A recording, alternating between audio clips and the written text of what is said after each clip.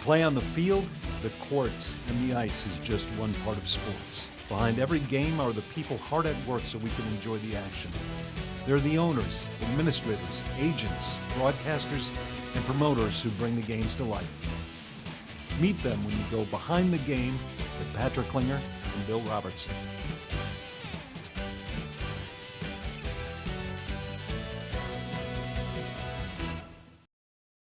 Welcome to Behind the Game, presented by Lexus of Wayzata and Lexus of Maplewood. I'm Patrick Klinger, president of Agile Marketing Partners. Alongside me, a man whose favorite Christmas drink is rum-spiked eggnog, minus the eggnog. Billy, I do like that. Billy, great to see you. Hey, you know what? If I sent out Christmas cards, you'd totally be on my list. Well, thank you. I don't know after all these episodes of filming Behind the Game whether you'd be on that list or not for me. No, I'm kidding. Hey, you know, it's the Christmas season, right? Christmas just a couple of days away. What was your favorite Christmas gift as a child? Oh, I remember it vividly. My parents bought me a 2000 Wilson baseball glove that I wanted, and I still have the glove to this day. I got it when I was in 7th grade. And I used it all through high school and into college. And I love that gift, and I still have it. It's in my garage. I don't play with it or use it enough, but I loved it. Yeah. How about you? A lot of errors in that. Yes, there were quite a few errors in that glove. You know, that's a tough one. I got a bike once that I was really excited about, but I think my favorite was probably a basketball backboard, a net and a backboard. And of course, you get those gifts at Christmas when there's snow on the ground, and you can't wait to get out and use them. So I think we actually put the hoop up, and I went out and shot baskets in the snow and the cold on the driveway. But fond memories. Those are great memories. Fond memories. Hey, Billy, we don't have a guest today. We're just going to riff on a variety of topics. It's sort of our year-end special. We're going to look back at the business of sports in Minnesota and around the country, around the world today. We'll just see where the conversation takes us. So as we sit here today, we're on the eve of the World Cup finals. That'll take place on Sunday. It's been going on for about a month. Have you been watching any of the World Cup? I've watched fragments, bits and pieces of it. I can't say that I've sat down to watch a whole game. I know how big it is around the world. It's an incredible event. It almost rivals the Olympics in so many ways, but maybe even bigger. I don't know in the United States yet if it's really caught on, and it may be because of the time of year. I do remember as a child the World Cup was in July. Generally, it was in the summertime. Right. This time around, obviously with COVID and the pandemic, they've changed everything around, and now it was in November and December. Different time frames, for sure. Yeah, it is. I have watched some of it. I found it to be really compelling. You know, I don't sit down and watch it from start to finish, and obviously growing up in this country, soccer isn't the primary sport, but watching it gives you a great sense of appreciation for the athletes that soccer players are and the things that they can do with their feet, right? I was in an establishment a couple of days ago when one of the games was on, one of the semifinal games, and I was amazed that the number of people who were watching the game on television, and these were older guys, in an old school bar. So it's interesting because it's so huge around the world. Clearly isn't there yet in this country, but I just have a sense that it's sort of coming. Well, I think it is, and I think the advent of women's soccer has really helped. And in this marketplace, the Minnesota marketplace, we have a MLS team, and we have Minnesota Aurora on the women's side. So the sport is growing leaps and bounds in Minnesota. I played 4 years of soccer in high school, and I did it because I wanted to stay in excellent shape for the other sports I was playing, baseball and basketball. I remember that was why I played it, but I remember the majority of the games, and it might be part of the issue for fans, is it's a 1-0, 2-1 game, and some people like that, and some people want to see a lot more scoring. So I think that's probably one of the reasons why in the U.S. it hasn't really skyrocketed like it has all over the world. Salaries in professional sports are obviously incredible now. And we look at Major League Baseball players who are making $40–45 million a year now. Basketball players are in that range. But soccer players, the top soccer players, they're already at $100 million plus a year. Ronaldo and Messi, Yes. Mbappe, right? The amount of money they make is phenomenal. And I think Ronaldo has something like 500 million Instagram followers, which is more than any other person on the planet. So it really gives you a sense as to how big the sport is worldwide. It is, and the salaries in that sport, as you stated, are incredible. I don't know if mainstream sports in the U.S., baseball, football, basketball, will ever get to that point, but I never thought we'd have a $40 million baseball player. When Kirby Puckett signed with the Minnesota Twins, and I believe you were with the Twins then, or close by. He signed a $3 million deal, and this would have been like 1991 or 92, and it was an incredible deal. It was like the first $3 million player, and now $3 million, that's like your 20th guy on the roster these days in baseball. Yeah, absolutely. It's crazy how quickly it's accelerating. You know, about this time a year ago, things really started to go haywire again in sports. The Omicron variant of COVID had raised its ugly head. Games were being shut down, delayed. Players were testing positive for COVID. They couldn't play. A year later, it's remarkable how we've bounced back. It is. That should tell you a lot about the resilience, but I think a lot of people have been, it's a political situation for a lot of people, but being vaccinated and taking care of themselves a little better. And I think restaurants and public places are doing a much better job. When you go to the grocery store, of the cleanliness piece is a big piece. But sports has really turned dramatically. I mean, even though the league I'm in, the United States Hockey League, we canceled a bunch of games early on, and they made all those games up during the course of the year, and then everything got back to normal. And knock on wood, we hope we don't ever have this kind of pandemic again. You know, I'll tell you, it surprised me how quickly it bounced back, because I thought fans would be a little reluctant to sit elbow to elbow with strangers again while COVID was still raging. But we've seen fans flock back to the arenas, stadiums, and ballparks. In fact, StubHub, which tickets a lot of sporting events around the country, around the world, they said that they've doubled. The revenue doubled the number of tickets sold in 2022 versus 2021. Well, and I think that's really a reflection of the fans that want to go to games and can afford the games to go to, we're dying to get back to their so-called stadium, arena, ballparks, and just be a part of it all again. And I am shocked, like you are, that it bounced back that quickly. I wouldn't think that would have been the case. I thought it might be 2 to 3 year lingering effect, but give credit to the teams too. They're making it easy for fans, easier to get into the stadiums and through security systems and the checkpoints, and I think that's a big piece of it as well. Yeah. You know, one league that really hasn't bounced back is Major League Baseball. The average attendance has been dropping since 2015. Now, obviously, we had a couple of the COVID seasons in there, but even here in Minnesota, the expectations for the attendance were, I think, much higher than were realized. Do you think that that is a product of Major League Baseball being the kind of game that it is, that people's attention span is such that they can't sit and watch something as deliberate as baseball?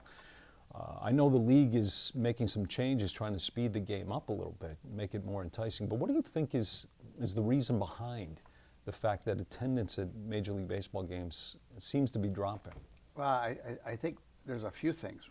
One, players are moving around more than ever, and growing up, that wasn't the case. Somebody played for the Minnesota Twins or the Los Angeles Dodgers for 10, 12, 15 years. Now they're moving around. You don't even know what the roster looks like from year to year anymore in Major League Baseball.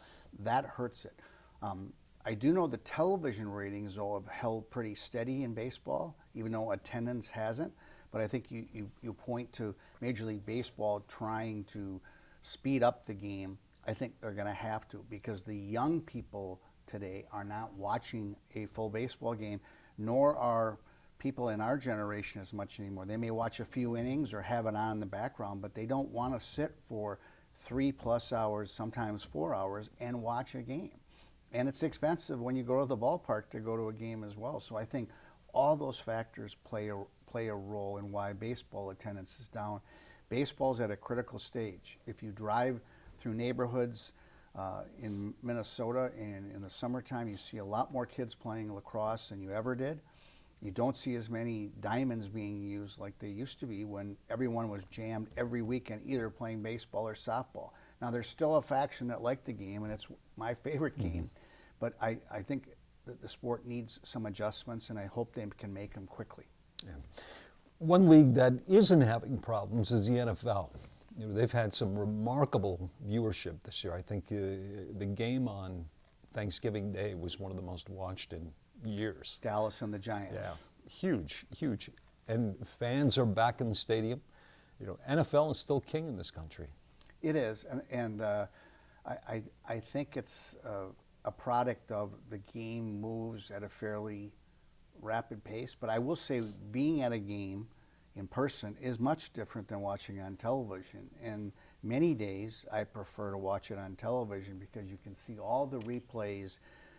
You can go to the bathroom when you need to. You can go into your refrigerator. All the things we've talked about in the past, I think, play a role. When you're in the stands, and I've been to one NFL game this year, the TV timeouts and the timeouts that are happening, you don't notice those because they go back to show highlights or they're showing replays.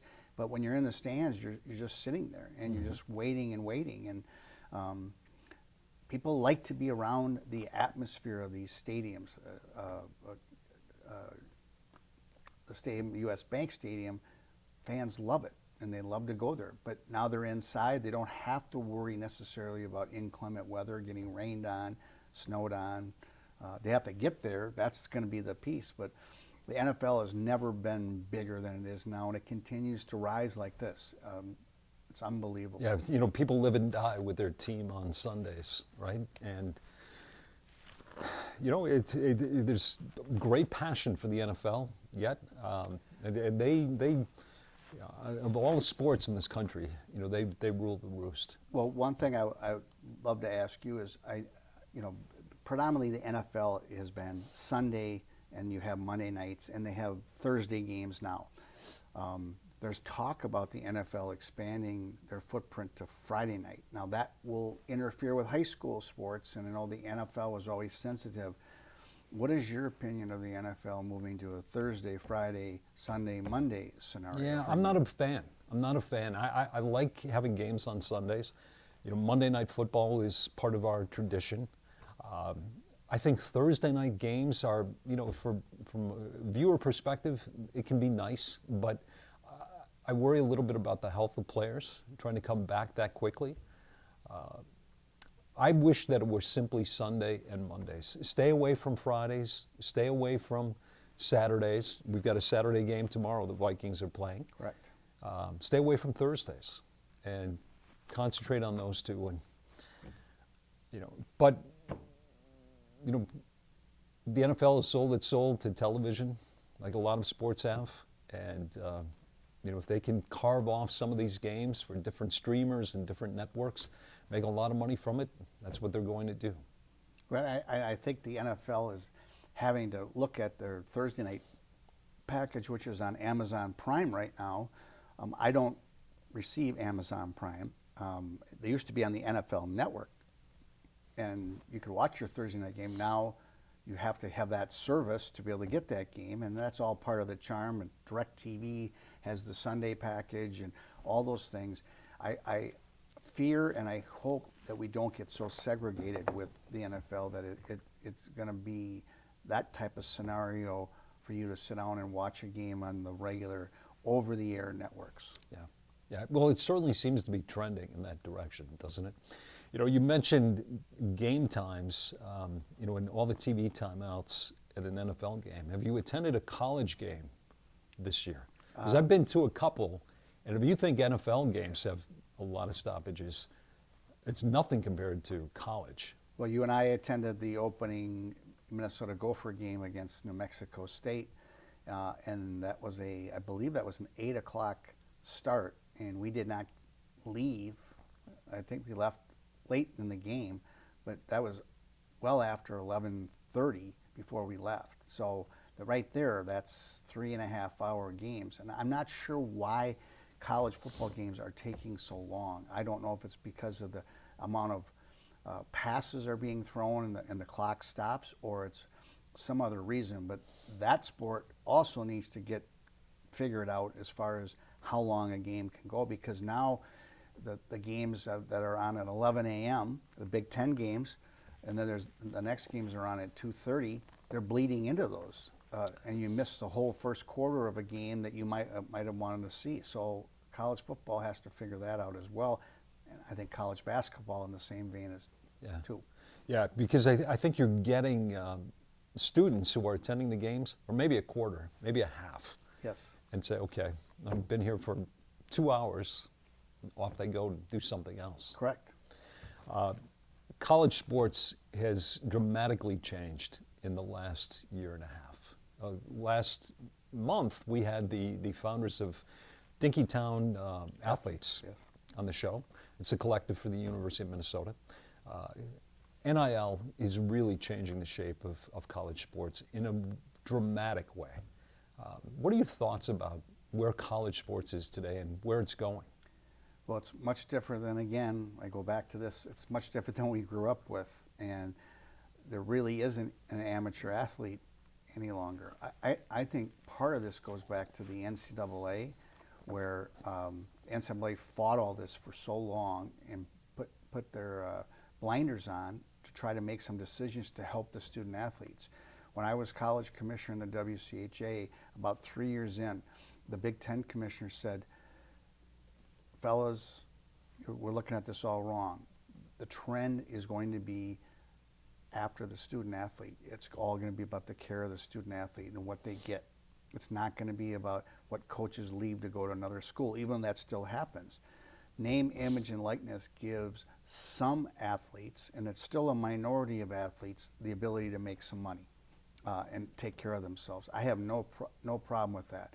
But I also believe that a college education with books, tuition, your board, and to get an education from a institution of higher learning is a valuable thing as they go on in their lives. So I think that's important too. But I do think that this situation, it's hard for me now to separate what is a professional athlete from an amateur athlete. And I think the NCAA at some point, along with the government, are going to have to figure out how this is going to work, because it's changing daily. And I'm dealing with it right now in our league, the United States Hockey League, where 16 to 20-year-old young men are signing deals in their markets or want to sign deals in their markets, or they've signed with Division I hockey programs that already have this in place for them. As soon as they arrive on campus, they're going to have some money already in their pocket. And that's a tough thing. I mean, there's the haves and have-nots in this world, and it's an arms race, and we'll continue to see that going forward. Yeah, it's disappointing to see these young athletes who are choosing where they go to school, not based on the education or the opportunities. It's really about who's going to pay them the most. And that's really, really, for me, it's troubling, because I like the old style of college athletics, where you play for a school because you've got some allegiance to it, or they're giving you the right education. And now you see young people shopping their services to different schools and jumping in the transfer portal if they're not getting the deal that they want at their present school. Correct. And I think that's the other piece. We talked about name, image, and likeness, NIL, but I think the transfer portal is another game changer. It used to be where a college coach left and you had to honor to stay at that program if you were a student athlete, male or female. That's gone away. Now you can transfer out without any penalty and get to another school as quickly as you want. You don't like the coach, or you thought you were going to be the starter and you're not. Now you're going to go from Louisville to Kentucky, or you're going to go from Minnesota to Boston College and play the sport there. So it's what I call right now is college athletics are the wild Wild West, and it has to be drawn in some way where there's some real rules on how this is all going to work. Yeah, absolutely. I had a prominent college coach tell me a short while ago, he said, I got into this business to be a coach. Now I feel like I'm in the happiness business. Because he's got to keep his athletes happy. If he yells at them or they're not getting the playing time they want, jump in the transfer portal and off they go. Correct. Let's talk about some of the things that are happening here in Minnesota. It was a special year for Tony Oliva and Jim Cott because after a long period of time, they were finally inducted into the Baseball Hall of Fame. Well, you know those guys much better than I do, and we've had Tony Oliva on this show. I hope someday we can get Jim Cott on here, which would be great too. It was long overdue in my opinion. I really, truly believe it, but I'm a Minnesota Twins fan to begin with. I do believe that they should have been inducted for their great careers. I also think it helps the Twins brand extraordinarily across the country as well, having these type of players in the Hall, and I hope there's more. We talk about Tony Oliva, his great career. I mean, that's well known as a hitter and an outfielder, and Jim Cott as a pitcher and a defensive player. And he actually was a pinch runner too, and actually a decent hitter in his day. I'm more curious now to see if Joe Mauer will be the next Twin inducted into the Hall of Fame. And you could ask 10 people, and if they're from Minnesota, they all want to say yes, that Joe Mauer should be in the Hall of Fame. If you ask people nationally, it's a little more mixed, so it'll be really interesting to see, in my opinion. You may have an opinion on this yourself. Is Joe Mauer a Hall of Fame player, or is he on the cusp, or is he not at that level? I think he's on the cusp. I don't think he's a first ballot. I believe he will probably get in at some point. The 3 batting titles that he had, the Silver Slugger Awards, Gold Gloves, the things that he won, I think will help him certainly provide the resume, the credentials, and say, I'm deserving to get in. It's not a slam dunk like Paul Mahler was. I do think it'll take some time, but eventually I believe Joe will probably get there. It's interesting. In today's society, the media votes on the Hall of Fame players that get into this so-called hallowed hall, which it is. But there was a time when you didn't know who voted for who. You just saw the tally of the numbers. And nowadays, because of the advent of social media, writers are posting, here's who I'm voting for in the Hall of Fame. I think that's really dangerous, and it's also very interesting at the same time. Yeah, absolutely. Minnesota has a lengthy history of hosting big-time events, and last spring we hosted the NCAA Women's Final Four in basketball, won by South Carolina. Brought Paige Beckers of UConn back to Minnesota. It was a great tournament. What do you think is next for Minnesota? Any ideas? Well, that's a good question. I've talked to our good friend Wendy Blackshaw with Minnesota Sports and Events, and I've talked to others.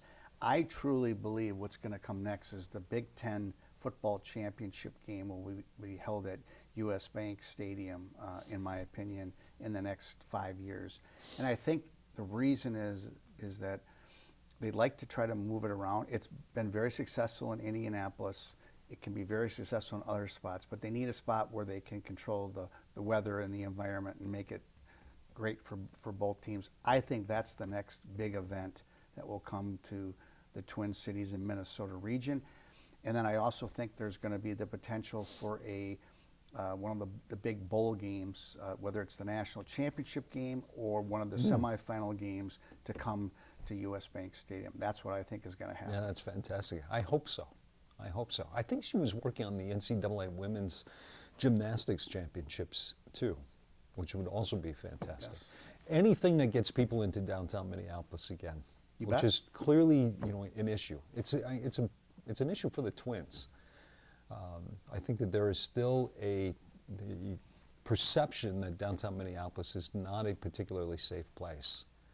And large events like this can help change that mindset. Absolutely.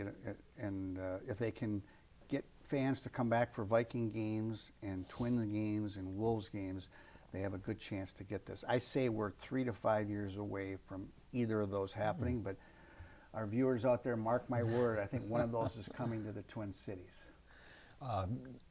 A couple of rapid fire things, because we're down to our last few minutes. Carlos Correa signed with the Twins for 1 season. Came in, he was a good player, but he just went off to San Francisco, signed a giant contract. What are your thoughts about Carlos coming to Minnesota, staying for a cup of coffee, and then Well, heading as to soon the as I Bay? saw the contract, it was 3 years, but an opt-out after each year. All the leverage goes to the player and the agent to say, we like it, what does the team look like? He was a great leader, no question, and I think he was great inside the clubhouse and with the younger players on the Twins. I would have loved to seen him stay here. The Twins have stated they've made a serious offer to bring him back. If you're Carlos Correa and someone offers you I think it was 11 or 13 years for the kind of money, $350 million, he has to sign that to take care of himself and his family. As we talked about earlier in this show, loyalty goes out the door. The money is the king. Now, how do the Twins replace that? And how do they replace a so-called superstar? That will be the big question. Yeah. The Timberwolves made a big trade, brought Rudy Gobert in from Utah. So far, as we sit here today, it hasn't worked out so well. No, he made some comments about the fan base, and Minnesotans don't like to hear those kind of comments. So I'm hopeful that the Wolves have talked to him about that a little bit. I hope they can make the playoffs. I mean, they were jumping up and down a year ago when they played in the play-in game, and they won, and they felt like that was winning the NBA title. They have a long way to go, but I think they're on the right track. Yeah. We'd be remiss if we didn't talk about the Vikings season thus far. They're 10-3 as we tape this show. Got a big game tomorrow. They're about to ready to clinch the division title. New regime. Kevin O'Connell has come in and really changed the culture of the organization. What are your thoughts about the Vikings thus far? Well, if you would have told me at the beginning of the year they'd be 10-3 at this point, I would have taken it, and they're in first place, hands down. I believe they're going to make the playoffs, but I believe it's going to be a struggle after that for them. I don't know why. I really like the new coach, Kevin O'Connell. I've been impressed with him speak at a couple of events. I think he's really what the team needed. They went from a very much a stricter, old-style coach to the new regime type coach in the NFL, more of a player's coach. So I give him a lot of credit, and hopefully the Vikings win on Saturday against the Indianapolis Colts and go on and mark my words, do better than I anticipate in the playoffs. I hope so. They've got to get some things figured out with the defense, or it'll be a short stay in the postseason. Absolutely. Hey, Billy, what a great pleasure it's been to work with you all year long. Not only are you a fantastic co-host, you're one of my best friends, and it's been a treat. Looking forward to 2023. Merry Christmas to you and your family. Happy holidays to all of you watching Behind the Game. We want to say a special thank you to Charlie Swanson and the good people at Lexus of Wayzata and Lexus of Maplewood. Thanks for watching Behind the Game. We'll see you again next month.